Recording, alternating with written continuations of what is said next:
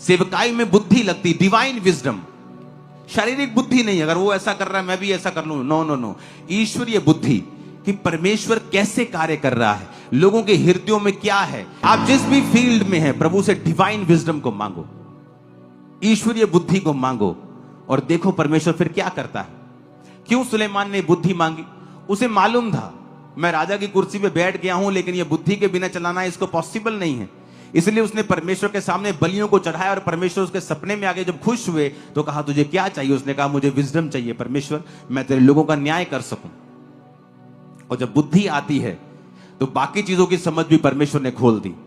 वचन में लिखा है कि बहुत महंगे महंगे घोड़े सुलेमान जो था वो अरब से लाता था और लोगों को बेचता था। हर चीज की उसको नॉलेज थी, घोड़ों से लेके, मछलियों से लेके, सोने और चांदी और सब मेटल्स को लेके, सब चीजों के बारे में उसे मालूम था। इसीलिए तो वो सबसे अमीर था। लोग बोलते जी फलाना राजा सबसे अमीर था, जी ये फलाना राजा सबसे अमीर था। नो नो नो, सुलेमान के जैसा अमीर कोई नहीं था। अगर आप उसके सोने की ही गिनती कर लें, चांदी की ही गिनती कर लें, वचन में लिखा है कि चांदी तो ऐसी हो गई थी जैसे लोहा होता है, वो अनगिनत थी।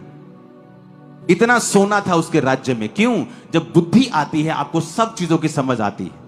आपको घर कैसे चलाना है, बिजनेस कैसे चलाना है, बच्चों को कैसे चलाना है, वाइफ को, हस्बैंड को क्या बोलना है, क्या, ये बुद्धि आपको परमेश्वर का वचन देता है, उसका आत्मा आपको देता है।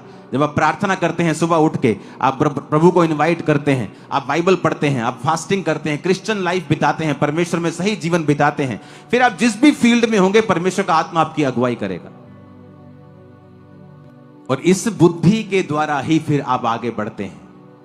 अगर वो उसमें कमी है, वो आप ही का नुकसान करती है, किसी का नहीं। Hallelujah, hallelujah.